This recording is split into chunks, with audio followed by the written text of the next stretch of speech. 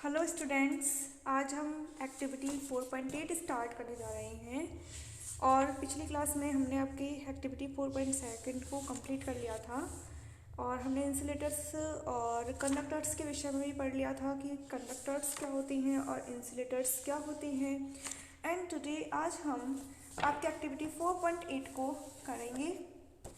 तो इसमें क्या लिखा है हम पढ़ते हैं, पहले उसे आपको समझना होगा। Take a round bottom flask. आपको क्या लेना है, एक ऐसा फ्लास्क लेना है जिसका जो बॉटम है वो कैसा है, राउंड है यानी कि गोल है। If flask is not available, यदि आपके पास में फ्लास्क अवेलेबल नहीं है, आप बीकर कैन बी यूज्ड, तो इसके स्थान पर आप बीकर भी का यूज़ कर सकते हैं। Fill it 2/3 with water. आप इसे 1/3 भाग को यानी कि 2/3 यानी कि 2 से 3 भाग को इसके को वाटर से भर लें। Place it one on a tripod, और उसे एक ट्राइपॉड पर रख देते हैं, यानी कि एक तिपाही जिसे ट्राइपॉड यानी कि 3 लेग्स होती हैं उसके इस प्रकार की संरचना होती है। उसके स्ट्रक्चर्स में मैं आपको बता देती हूँ किस तरीके की होती है ट्राइपॉड। एक लेग ऐसे होता है, एक ऐसे होता है और एक इधर की साइड में होता है, ठीक है। इसे हम कहते हैं tripod. Or make some arrangement to place the flask in such a way that you can heat it by placing a candle below it।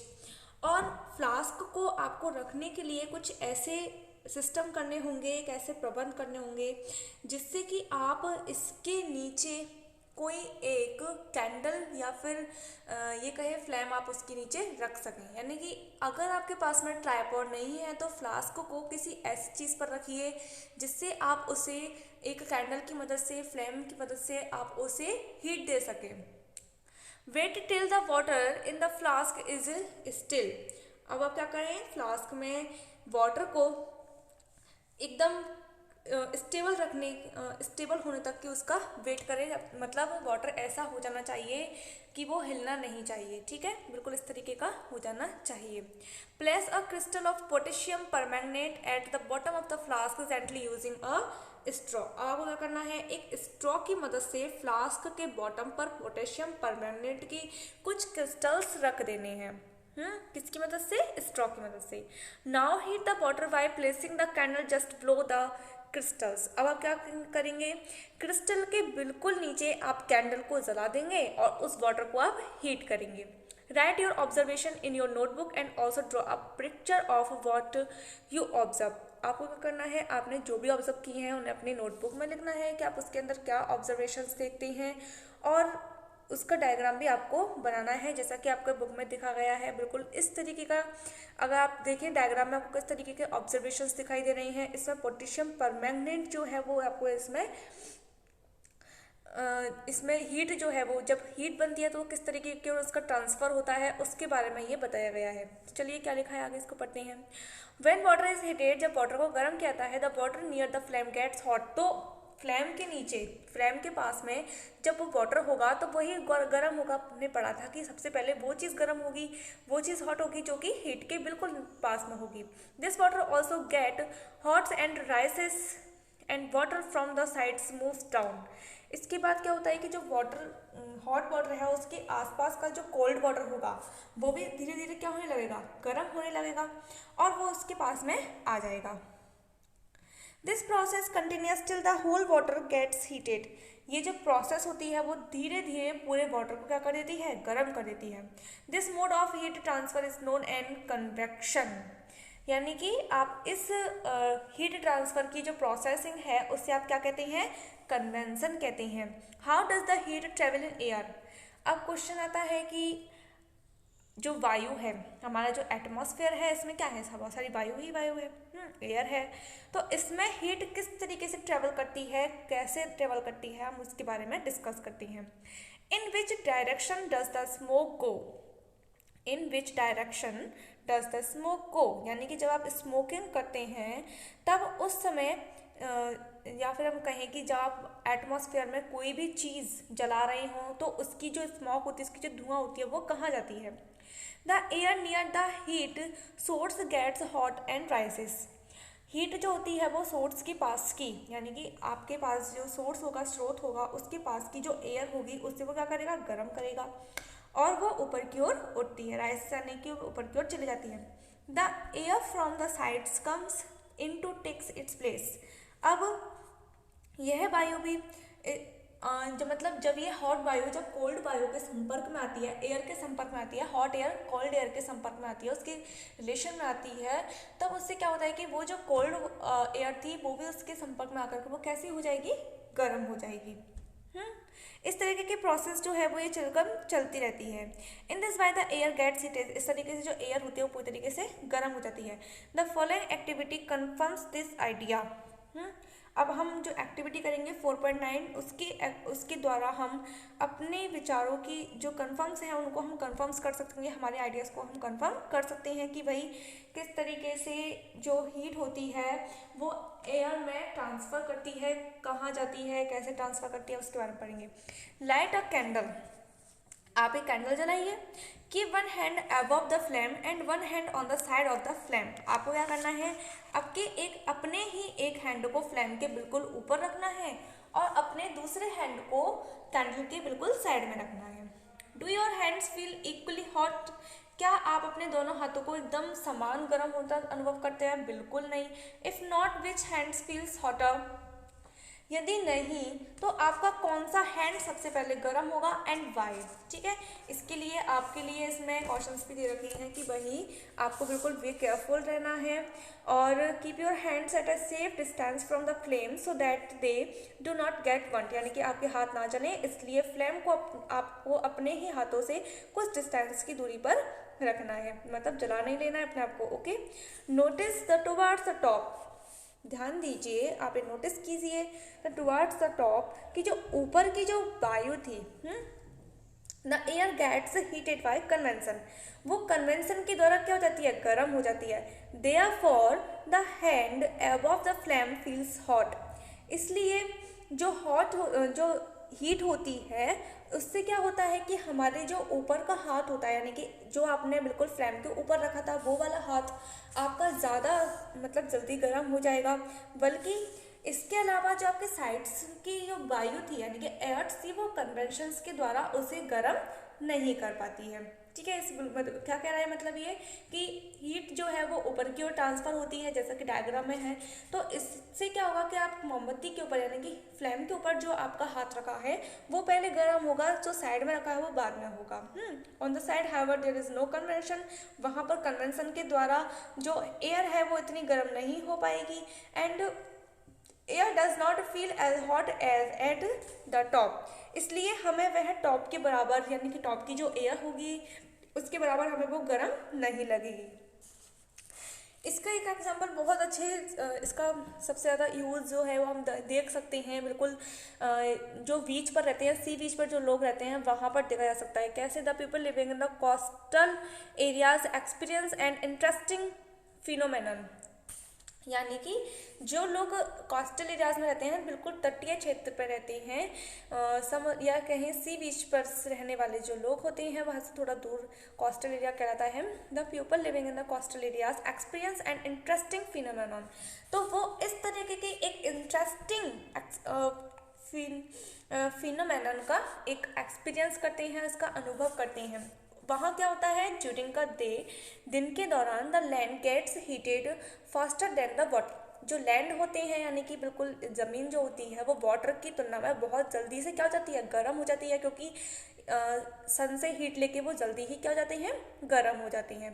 The air over the land becomes hotter and राइसेस up, इससे क्या होगा कि जो वहाँ की जो हवा होगी, एयर होगी, वो लैंड पे ऊपर की ओर जाएगी और ऊपर के वातावरण को, ऊपर की जो एयर होगी उसको भी गर्म करेगी और इस तरीके से वो ऊपर उठ जाएगी। The cooler air from the sea rushes in towards the land to take its place, फिर क्या होगा कि जो समुद्र होंगे वहाँ से चल करके ठंडी हवा, उस जो कोल्ड हवा होगी, कूलर एयर्स होगी, वो उसका हॉटर एयर्स का प्लेस लेने के लिए वहाँ से आ जाएगी। The warm air from the land moves toward the sea to the complete the cycle, और इस दौरान क्या होता है कि जो हॉटर एयर होती है वो समुद्र की ओर चली जाती है, जबकि समुद्र से जो कूलर एयर होती है वो लैंड की ओर आ जाती है। इसलिए दिन के समय जो वहाँ के लोग होते हैं एक बहुत ही अच्छे इंटरेस्टिंग फिनोमेनन का एक्सपीरियंस करते हैं वो। The warm air from the land moves towards the sea complete the cycles, the air from the sea is called the sea breeze. यानी कि जो हवाएं समुद्र से चलती हैं, समुद्र की ओर से आती हैं, उन्हें हम सी ब्रीज कहते हैं। To receive the cooler sea breeze, और इन कूलर सी ब्रीज को रिसीव करने के लिए the windows of the houses coastal areas are made to face the sea. इन्हें प्राप्त करने के लिए जो कोस्टल एरियाज में जो घर बनाए जाते हैं उनकी जो विंडोज होती है वो किसके सामने बनाई जाती हैं? समुद्र के सामने, यानी कि सी के बिल्कुल फ्रंट में बनाई जाती हैं। At night it is exactly the reserve, और रात में इसका बिल्कुल उल्टा होता है। क्या कि जो गर्म हवाएं होती हैं, क्योंकि गर्म रात में क्या होता है कि जो लैंड होती हैं वो समुद्र की बजाय यानी कि सी की बजाय जल्दी ठंडी हो जाती हैं, इसलिए जो ठंडी हवा होती है वो तो समुद्र की ओर चली जाती है, जबकि गर्म हवा होती है वो रात के टाइम पे लैंड की ओर आ जाती है। So the cooler air from the land moves towards the sea. This is called the land breeze. और इस तरीके से जो हवा समुद्र की ओर जाती है, समुद्र की ओर जाती है, कहाँ से? लैंड से सी की ओर जाती है, उसे हम लैंड ब्रीज कहते हैं। Okay students, when we come out in the sun, जब हम धूप में आते हैं तब आप क्या देखते हैं? वी फील वार्म, तब हमको क्या अनुभव होता है? गर्मी का अनुभव होता है, वही होता होगा आपको भी। Okay, how does the heat from the sun rays, सूर्य से यानी कि सन से हम तक हीट किस तरीके से पहुंचती है? It can't reach us by conduction और convection as there is no medium such as air in most part of the space between the earth and the sun. यानी कि ना तो यह कंडक्शन के थ्रू हमारे पास में पहुंचती है, ना यह कन्वेंशन के थ्रू हमारे पास में पहुंचती है, because there is no medium, यहाँ पर कोई भी माध्यम नहीं होता है, एयर जो है वहाँ पर कोई मीडियम ही नहीं है। Such as air is not part of the space between the earth and the sun, यानी कि एयर जो क्या है एक मीडियम का वर्क करता है हमारे एटमॉस्फेयर में। इस तरीके का मीडियम अर्थ और सन के बीच में बिल्कुल भी नहीं है, क्योंकि किसी मतलब स्थानांतरण के लिए हमें किसकी आवश्यकता होती है? मीडियम की आवश्यकता होती है। एंड फिर क्या होता है? From the sun the heat comes to us by another process known as radiation. इसलिए जो सन से हमारे पास में जो हीट आती है, हमारे पास तक जो हीट आती है वो किसके थ्रू आती है? रेडिएशन के थ्रू आती है। The transfer of heat bye radiation does not require any medium. Transfer of heat bye radiation के द्वारा जो हीट का जो ट्रांसफर होता है उसमें किसी भी प्रकार के मीडियम जैसे कि एयर या फिर वाटर की कोई आवश्यकता नहीं होती है। Okay, when we sit in front of the room heater, जब हम अपने रूम में ये हम कहें कि